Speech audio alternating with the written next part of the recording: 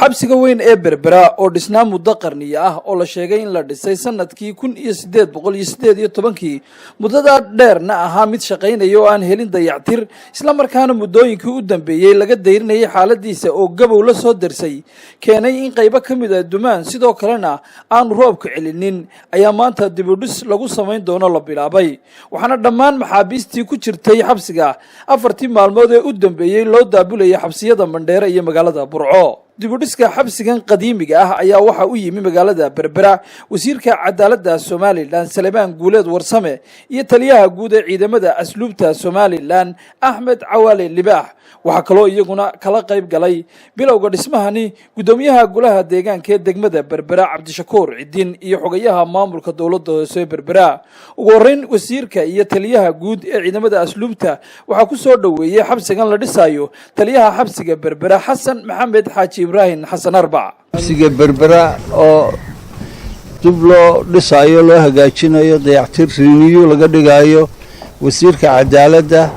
Soomaaliland iyo taliyaha ciidanka asluubta Soomaaliland oo halkan maanta booqasho noogu yimid oo jeegaranaya oo furaya sidii shaqadii loo bilaabi lahaa eegaya marka waxaan ku soo dhaweynayaa hadda مسؤول كسعودي شركة الدقيق سنة حبسك دسيسا أي يسوقنا فاهين كبحيي قابك أي حبسك أو دسيان ومعمولها عمل ماني شركة اللي الدقيق سنة جنرال ترينينج أند كونتراكتنج كمباني وحن نصيبه هلي هل كي أوي نصيبه هلي لما بقول سنوات كار أنتو كولي كبل عبي ترجمان كجاري أبكي تركيا عبد الباشا اللي بحيي يا نصيبه هلي شغلة أنا كقبل نوح ويا دبو هجاتين xabsiga gudihiisa iyo dabadiisaba waa qurxintii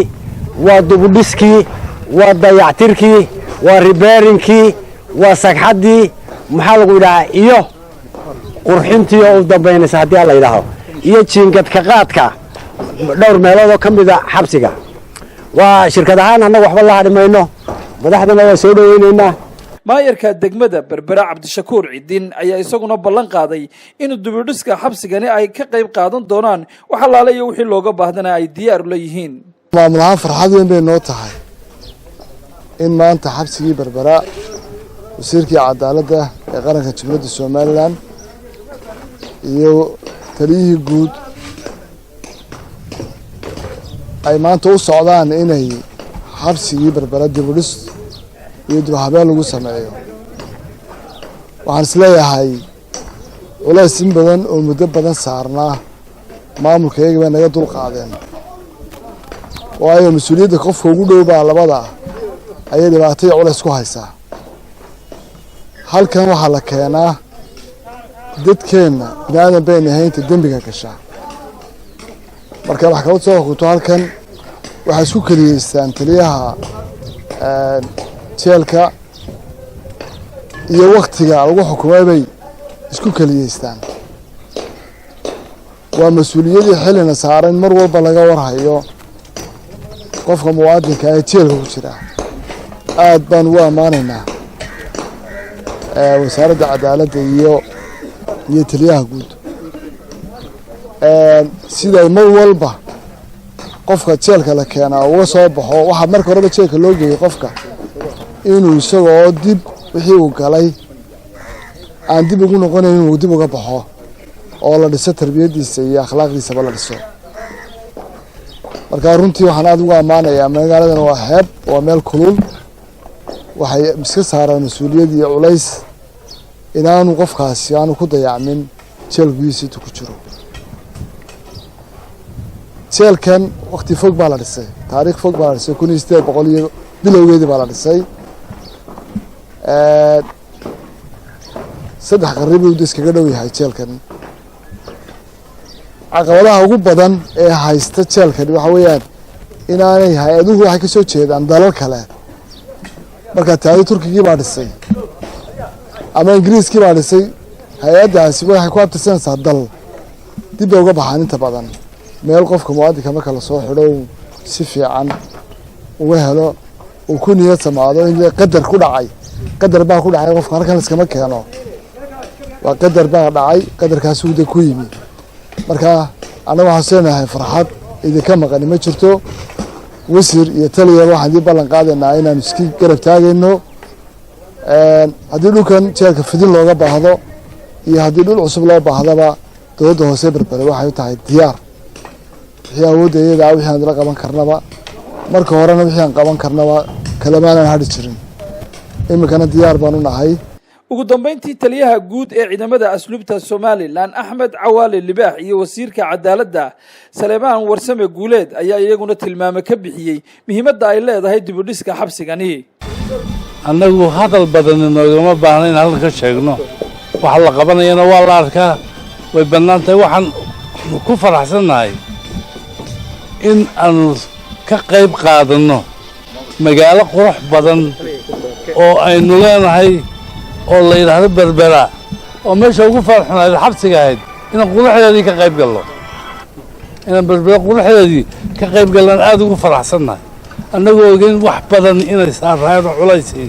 wax ka qabashada inay nagala qabtaan kulba meesha dilaacda iyo wixii u baahataba haddana maanta waxaan u soo tafaxaynay oo madaxweynuhu hormeed noogu yahay in la hagaajiyo oo laga dhigo meel sidii maalku sheegay muwaadinka xidhan oo inaga midii ku noolaan karo oo aan ahayn ciqaab ay tahay dib u habeyn naftiisa lagu samaynayo iyo qurxinta Berbera aan leenahay ceebtii taalay ad ka qaadiin waana wax ugu mahadnaqaynaa dhammaantiinba sida aad uga soo maartay gacanta ugu haysiin qoladina contractorku aad gacanta ugu haysiin waxaan filayaa nina biyo kama akrada korkiisa waxaynu saaka soo marnay jeelka muxuu ahaa Mandheera oo isagana sidan oo kale ay qayb ahaan ka socoto dib u dhis iyo dib u ballaarin iyo biyo gelin ay ka socoto Berbera oo aynu maanta jeelkeedu joogno waxa halkan mas'uuliintu ka sheegeen muhiimadda uu leeyahay iyo taariikhda uu dhismaa iyo caqabadaha maxaabiista lagu xidho kaga hor iman jirtay ama ciidankaba taasaynu rajaynayno insha Allah taala marka shaqadani dhammaato in laga bixi doono caqabadaha soo dhan waxaan u mahad celinaynaa hay'adda UNODC oo hawshan runtii aynu iskaashi aynu kala samaynay waxa ay noo ballana inaynu isbarbar taagno daryeelka ka warhaynta waxa weeye jeelasha maxaabiista iyo meel kasta oo waxa weeye eedeysanaheenu waxa weeye aynu iskaga aynu waxa weeye aynu gacan aynu ku hayno waxaan u mahad celinaynaa shirkaddan muxuu ahaa deeqsan Cabdiraxmaan maanta in kala joogaan Cabdiraxmaan oo taariikh hore soo qaatay oo yiri 200 sano ayaa awoogay hawshan ka shaqeeyay Cabdiraxmaanow shaqada iyo ammaanta wanaagsan ee farsamadaadu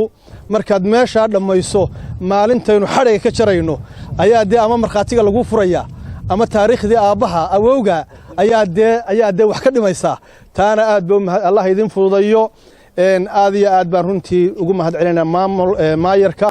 iyo xogayaha iyo maamulka muxuu golaha deegaankaba maanta Somaliland oo magaaladii Berbera oo magaalo xeebeeda oo magaaladii indhuhu ku dhacaysay ay ahayd oo dekad leh oo magaalooyinka dekadaha lihi waxa weeye qaranka oo dhan bay waxa weeye matelayaan quruxda iyo wadooyinka iyo dhirta iyo saaka manka iduu ugu dogsanayaan aad baan runtii maayarka iyo xogayaha iyo maamulka golaha deegaankaba oo ka maayar ugu hambalyeynayna tanna waxaynu rajaynaynaa insha Allah taala sidan kuwii kaleba u soo marnay waqti dhow isagoo bedelan oo maxaabiistu ku raaxaysanayso oo ciidankii culayskii ka yaraaday inaynu maalin dhow xadhiga ka jari doono insha Allah taala Maxamed Cabdillaahi soo fariistay Star TV Berbera